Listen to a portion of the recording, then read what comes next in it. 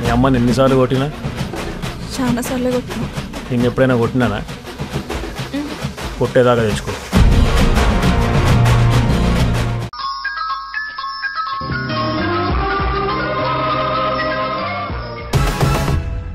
మధు, ఇటు రామ్మా.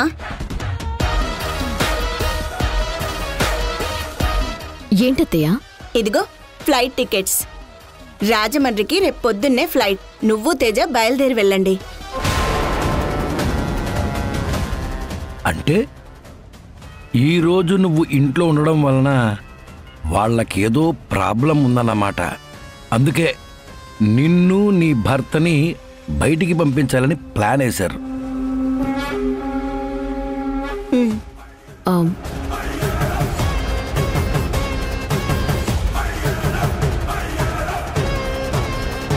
మీరు రాజమండ్రిలో దిగగానే పంతులు గారు వచ్చి మిమ్మల్ని కలుస్తారు.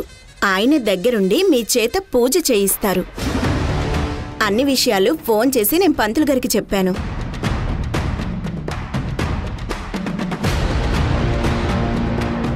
ఏం మధు, ఓకేనా? వెళ్ళడం నీకు ఇష్టమే కదా? సరే వెళ్తాం అత్తయ్య. సరే జాగ్రత్తమ్మా. మీరు రాజమండ్రిలో దిగగానే నాకు ఫోన్ చేయండి. అలాగే అత్తయ్య. నన్ను బయటికి పంపాలని ఎంత తొందరపడుతున్నారు అత్తయ్య. రేపు నేను వెళ్లేలోపే ఈ రోజే మీ సంగతి, ఆ సింధు సంగతి తేల్చేస్తాను. ఏంటమ్మా ఇంకా ఇక్కడే నిలబడ్డావు? వెళ్ళు. వెళ్తున్నానత్తయ్య. అత్తయ్య. ఏంటమ్మా?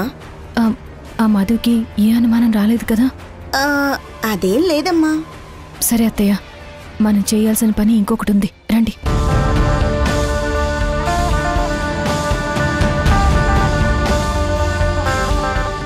సింధు, ఏంటమ్మా ఏదో పనుందని చెప్పావు, ఏంటది? ఒక్క నిమిషం అత్తయ్య, చెప్తాను. ఆ మధు విందంటే మళ్ళీ ప్రాబ్లం అవుతుంది.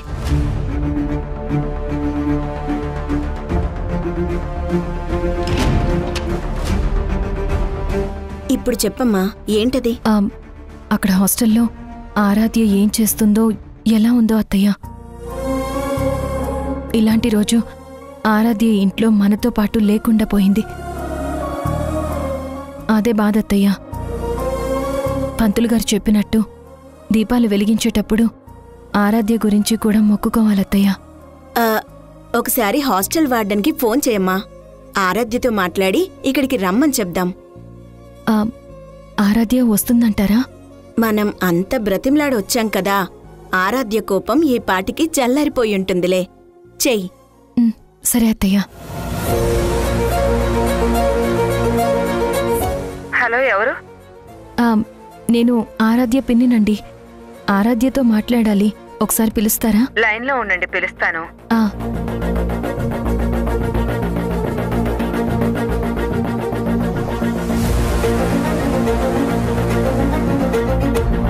ఆరాధ్య, నీకేదో ఫోన్ వచ్చిందంట. వార్డెన్ గారు రమ్మంటున్నారు. అవునా? నేను వస్తాను, నువ్వు వెళ్ళు.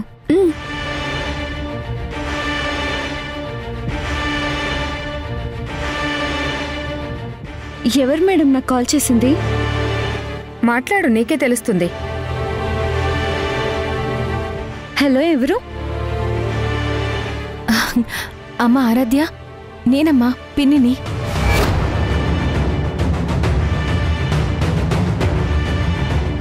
నువ్వు నా పిన్నివి కాదు, నువ్వు నా శత్రువి. ఇంకెప్పుడు నాకు ఫోన్ చేయకు, నన్ను కలవడానికి ప్రయత్నించకు. ఎందుకు ఆరాధ్య అలా మాట్లాడతావు? నేనేమైనా నీకు పరాయిదాన్నా చెప్పు. నువ్వు నాకు పరాయిదానివే. నాకు మీరెవ్వరూ అక్కర్లేదు. నేను మీ ఇంటికి రాను, మీతో ఉండను. నాకిక్కడే బాగుంది. ఇంకోసారి ఫోన్ చేస్తే బాగుండదు చెప్తున్నా. అమ్మా ఆరాధ్య, నేను చెప్పేది వినమ్మా. హలో ఆరాధ్య.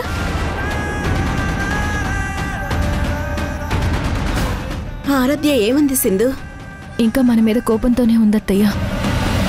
కోపంగా ఫోన్ పెట్టేసింది. ఆరాధ్య విషయంలో నేను నిర్లక్ష్యంగా ఉండడం వల్లే ఇప్పుడు ఎంత ప్రాబ్లం అయిందో చూడండి. తప్పు నీది కాదమ్మా, నాది. ఆరాధ్య గురించి నీకు చెప్పకుండా దాచిపెట్టి నేనే పెద్ద తప్పు చేశాను అసలు. దాని ఫలితమే ఇదంతా. ఆరాధ్య చిన్నపిల్లగా ఉన్నప్పుడే దూరం చేశాం. పాపం అయిన వాళ్ళకి దూరం అయ్యి అక్కడ ఒంటరిగా ఇన్నేళ్ళు ఎంత బాధ అనుభవించిందో. బాధపడకమ్మా సింధు, త్వరలోనే అన్నీ సర్దుకుంటాయి. నీ వైపు నుంచి ఎలాంటి నిర్లక్ష్యం లేదమ్మా. నేనే ఆరాధ్యని పట్టించుకొని ఉండాల్సిందే. సరే, జరిగిపోయిందేదో జరిగిపోయింది కదా. కార్తీక సోమవారం పూజ అయ్యాక మధు టెన్షన్ మనకి ఎలాగో పోతుంది కదా. అప్పుడు ఆరాధ్యకి మెల్లిగా నచ్చ చెప్పి ఇంటికి తీసుకొద్దాం. నేను అదే అనుకుంటున్నానత్తయ్య. ఆరాధ్యని దూరంగా అలా ఒంటరిగా ఉంచడం మంచిది కాదు. మనతో ఉంటేనే మళ్ళీ తను మామూలు మనిషి అవుతుంది.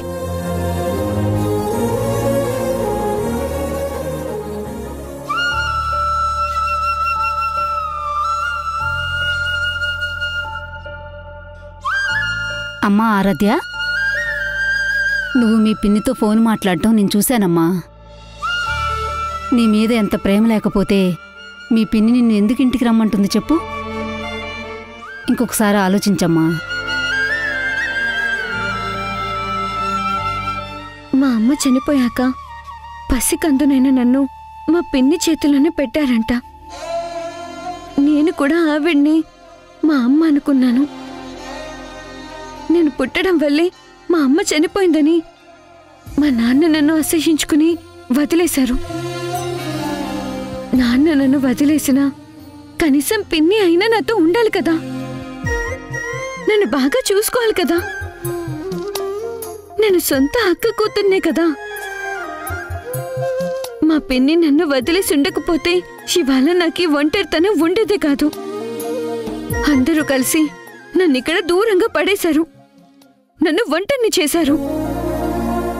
ఇప్పుడు నాకు ఎవ్వరూ లేకుండా ఇలా ఒక్కదానిలో ఉంటేనే బాగుందనిపిస్తుంది. అమ్మా, వయసులో ఉన్న పిల్లవి, ఒంటరితనం నీకు మంచిది కాదు. ముందు ముందు చాలా బాధలు పడతావు. నా మాట విని మీ వాళ్ళ దగ్గరికి వెళ్ళిపోమ్మా. బాధలు నాకేం కొత్త కదాయమ్మా, నాకు అలవాటే. నా గురించి నువ్వేం బాధపడకు. నాకిక్కడ ఒంటరిగా బ్రతకడం ఎప్పటి నుంచో అలవాటైపోయింది. నాకు క్లాస్కి టైం అవుతుంది, నేను వెళ్తాను.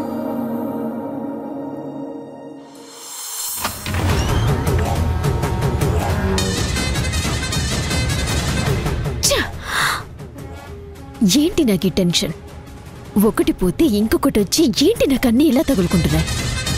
జనాల దగ్గర నేను కొట్టేసి గోడల్లో దాచిన డబ్బు ఎవరు కొట్టేశారో ఎక్కడ పెట్టారో తెలియక టెన్షన్తో చస్తూ ఉంటే ఈ లోపు ఈ యష్ ఎవరో మీడియేటర్ని, కార్పొరేషన్ ఆఫీసర్ని తీసుకొచ్చి ల్యాండ్ మీద సీజ్ తీసేస్తారు, డబ్బులు కావాలి అంటూ నా ప్రాణాలు తీస్తున్నాడు.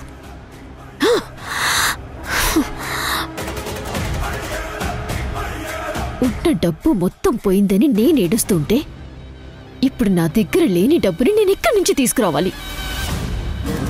ఆ పొలిటీషియన్ అడుగుతామంటే వాడొక జిడ్డుగాడు, రూపాయి కూడా రాల్చడు. నేను ఇప్పుడేం చేయాలి?